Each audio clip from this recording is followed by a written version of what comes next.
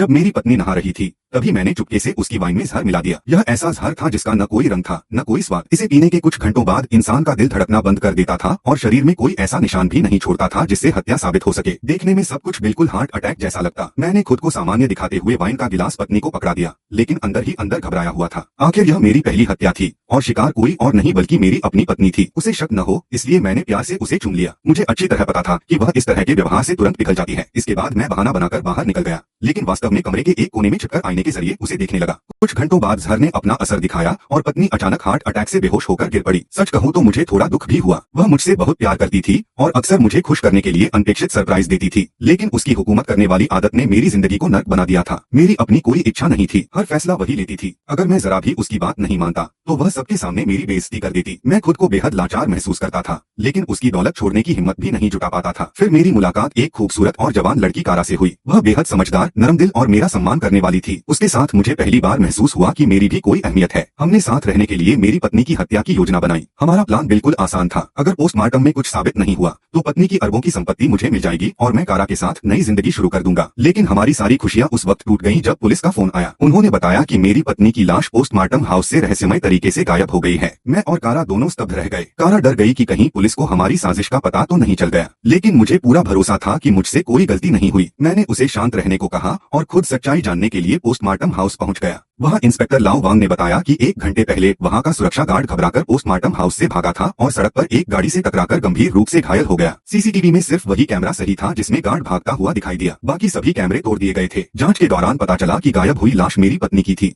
यह सुनकर मुझे राहत मिली, क्योंकि इसका मतलब था कि पुलिस अभी तक मुझ पर शक नहीं कर रही थी। इसी दौरान इंस्पेक्टर बाहर चला गया और मैंने मौका देखकर कारा को फोन किया। मैंने उसे बताया कि फिलहाल पुलिस को मुझ पर कोई शक नहीं है, लेकिन फिर भी वह अस्पताल जाकर घायल गार्ड की जानकारी जुटाए ताकि यकीन हो सके कि पुलिस सच बोल रही है। फोन काटकर मैंने कॉल हिस्ट्री भी डिलीट कर दी। पत्नी की लाश मिलने तक मुझे वहीं रुकना पड़ा। कई घंटे बीत गए और मैं परेशान होने लगा। जब मैंने घर जाने की अनुमति मांगी तो पुलिस ने साफ मना कर दिया। उसी समय अचानक पूरी इमारत की बिजली चली गई। सिर्फ इमरजेंसी लाइटें जल रही थीं। पुलिसकर्मी बिजली देखने चले गए और मुझे ऑफिस में इंतजार करने को कहा, लेकिन तभी मुझे पीछे से कोई आवाज सुनाई दी। मैं आवाज का पीछा करते हुए फिर से पोस्टमार्टम रूम में पहुंचा। वहां मैंने देखा कि पत्नी के शव रखने वाले लॉकर पर एक लोहे का डिब्बा रखा हुआ था, जबकि पहले वहां कुछ भी नहीं था। मैंने डिब्बा खोला। उसमें पत्नी का कुछ सामान और एक खाली सीलबंद प्लास्टिक बैग रखा था। तभी मेरी नजर बगल के खुले लॉकर पर पड़ी। मैंने लाइटर जलाकर अंदर देखा और मेरे होश उड़ गए। वहां वही जहर की शीशी रखी थी जिससे मैंने पत्नी को मारा था।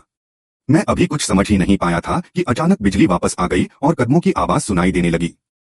घबराकर मैंने शीशी जेब में छिपा ली। कुछ ही सेकंड बाद इंस्पेक्टर लाओ वांग और बाकी पुलिसकर्मी अंदर आ गए। उन्होंने पूछा कि मैं वहां क्या कर रहा हूं। मैंने झूठ बोला कि कोई आवाज सुनकर देखने चला आया था। उन्होंने देखा कि लॉकर का ताला तोड़ा गया था और डिब्बा बाहर निकाला गया था। मैंने कहा कि मैंने कुछ नहीं छुआ, लेकिन सामान की सूची मिलाने पर पता चला कि एक मोबाइल फोन गायब था। अब मैं सचमुच डर गया। उन्होंने मेरी तलाशी ली और आखिरकार मेरी जेब से वही जहर की शीशी बरामद हो गई। इंस्पेक्टर को यह नहीं पता था कि शीशी में क्या है, लेकिन उस पर लगे लेबल से पता चला कि वह मेरी प्रयोगशाला की थी। मैंने सफाई दी कि वह मुझे जमीन पर पड़ी मिली थी और उसका इस्तेमाल कई मेडिकल कामों में होता है, इसलिए उसका यहाँ होना सामान्य बात है। लेकिन मेरी बात पर किसी ने भरोसा नहीं किया। उसी समय कारा का फोन आ गया। इंस्पेक्टर ने स्पीकर ऑन करने को कहा। मैंने जल्दी से कारा को अपनी बहन बताकर कहा कि मैं पुलिस की जांच में व्यस्त हूं और तुरंत फोन काट दिया। बाद में बहाना बनाकर मैं शौचालय गया और वहां छिपकर कारा को दोबारा फोन किया। कारा ने बताया कि अस्पताल में गार्ड सचमुच भर्ती है। मैंने उससे कहा कि कोई हमारी पूरी साजिश जानता है और जानबूझकर सारे सबूत मेरे खिलाफ इकट्ठा कर रहा है। कारा ने कसम खाकर कहा कि उसने किसी को कुछ नहीं बताया। फिर उसने पूछा कि कहीं मैं नींद में बोलते समय कोई राज तो नहीं उगल देता। यह सुनकर मेरे पैरों तले जमीन खिसक गई, क्योंकि मुझे सचमुच नींद में बातें करने की आदत थी। फोन रखने के बाद मैंने खुद को संभालने की कोशिश की। तभी खिड़की पर दस्तक हुई। मैंने देखा कि वहां एक निमंत्रण पत्र रखा था जिसके पीछे लिखा था, आंखें बंद कर लो, फिर भी मैं तुम्हारे पास हूं। यह वही पंक्ति थी जो एक रात कारा ने मुझे भेजी थी। अब मुझे यकीन होने लगा कि पत्नी को हमारे रिश्ते का बहुत पहले से पता था। डर के मारे मैंने कार्ड फाड़कर टॉयलेट में बहाने की कोशिश की, लेकिन फ्लश खराब निकला। मजबूर होकर मैंने कागज के टुकड़े निकालकर निगल लिए ताकि कोई सबूत न बचे। इसके बाद पुलिस मुझे एक कमरे में ले गई जहां उन्हें एक विशाल वेंटिलेशन पाइप मिला जो सीधे छत तक जाता था। छत पर ताजे जूतों के निशान मिले। इतना ही नहीं, किसी ने कैलेंडर की तारीख बदलकर 20 मार्च कर दी थी। मुख्य दरवाजे का पासवर्ड भी वही तारीख बना दिया गया था। यह वही तारीख थी जब मेरी मुलाकात कारा से हुई थी और मेरी लैब का पासवर्ड भी यही था। यह आदत सिर्फ मेरी पत्नी जानती थी। मैंने फिर भी सब कुछ नकार दिया। इसी दौरान इमारत में आग का अलार्म बज उठा और सभी लोग बाहर निकलने लगे। मैं सबसे पीछे चल रहा था कि तभी कारा का फोन फिर आया। मैं छिपकर बात करने गया, लेकिन कमरे में मुझे एक ब्रेसलेट मिला जिस पर कारा का नाम और उसका पता लिखा था। उसी क्षण मुझे दरवाजे पर अपनी पत्नी की परछाई दिखाई दी। मैंने सोचा कि शायद वह जिंदा है और यह पूरा खेल उसी ने रचा है। लेकिन अगले ही पल वह गायब हो गई। बाद में पुलिस को बाथरूम में सिगरेट का टुकड़ा मिला और उन्होंने आरोप लगाया कि मैंने जानबूझकर आग का अलार्म चालू किया। उधर जहर की लैब रिपोर्ट भी आ गई। रिपोर्ट में बताया गया कि यह दुर्लभ जानवर के विष से बना जहर है जो 8 घंटे बाद हार्ट अटैक जैसा असर पैदा करता है। अब लगभग सारे सबूत मेरे खिलाफ थे। मुझे हिरासत में लेकर पूछताछ की तैयारी होने लगी। इसी दौरान मुझे एक रहस्यमय फोन मिला। फोन मेरी पत्नी के नाम से था। मैंने वापस कॉल किया तो पता चला कि मोबाइल एक रेस्तरां में मिला था। तभी मुझे याद आया कि पत्नी वहीं एक वकील ली साहब से मिली थी और मजाक में कह रही थी कि वह हमारी शादी का अनुबंध और संपत्ति का बंटवारा फिर से लिखवाना चाहती है। अब मुझे यकीन हो गया कि पत्नी को सब कुछ पहले से पता था। मैंने कारा से कहा कि वह ली साहब के बारे में पता लगाए, लेकिन कुछ देर बाद पुलिस ने मुझे बताया कि मेरी पत्नी कई महीनों से एक निजी जासूस के जरिए मेरी निगरानी करवा रही थी। सारे सबूत उसी जासूस के पास थे।